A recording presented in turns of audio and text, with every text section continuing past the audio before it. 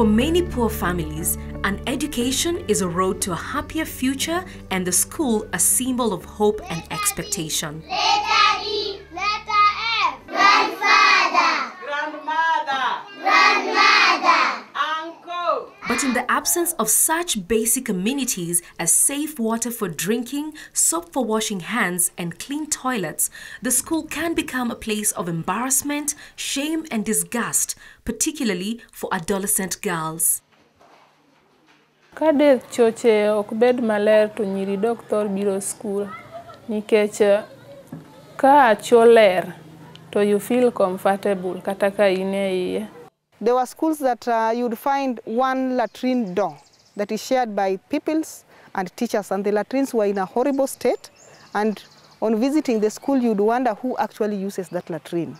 In Kenya, the Ministry of Education's per-pupil allocation to schools for water, sanitation and hygiene, known collectively as WASH, is so insufficient that school administrators have to make tough choices, often choosing building new classrooms or paying for utilities and books over investments in improving water, sanitation and hygiene for students and teachers. The amount of money that the government normally gives for this, the latrines and the water points, is very little. That cannot sustain the school community. So funds must be improved.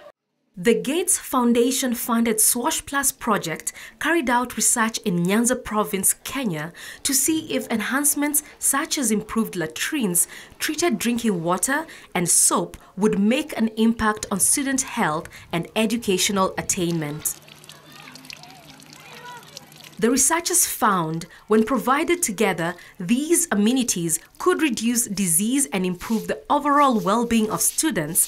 For example, a combination of WASH services reduced the risk of diarrheal diseases by 66%.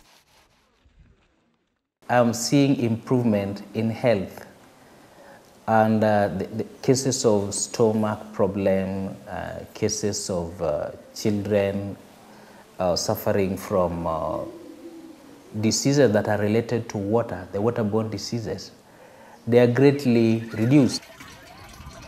Many pupils in our class are sick, but when the containers were produced, the rate of sickness came low. Findings also revealed that absenteeism among girls dropped by an average of 6 days of school per year for each girl when schools provided treated water for drinking and water and soap for washing hands. The attendance of the girls has really improved. For one, the girls use the toilets for two purposes: to pass their waste, and they also act as changing rooms, especially when they are in their periods. So they find very good facilities for them to change, so they don't actually drop out of school. They keep on coming. Absenteeism was really reduced. But the major challenge for SWASH Plus was how to help expand this type of impact from the 300 schools in 4 districts where the SWASH Plus project was implemented to all the schools in the nation that needed these improvements. Using these and other research findings in less than 200 schools, SWASH Plus and like-minded organizations were able to convince the Ministry of Education to double funding for water, sanitation and hygiene services in approximately 20,000 schools across the country. I don't think this has been a neglected area because the government didn't want to do it. It's only because they didn't have adequate information to do it. Now that we are presenting evidence and we've seen very promising support from Minister of Education, very promising support from Minister of Public Health and Sanitation, and they are just asking us, present us the evidence, we are willing to go with you. Rafiki yangu mama we. Rafiki yangu mama we. Rafiki yangu mama we. While still insufficient to meet demand, the doubling of funds may mean the difference between whether or not a school is able to buy soap, water treatment chemicals, and latrine cleaning supplies. We want to have WASH, which is like a part of SWAS, to be replicated all over the country, and that will give us the bigger picture of reduction, a remarkable reduction of diarrheal diseases in the whole country.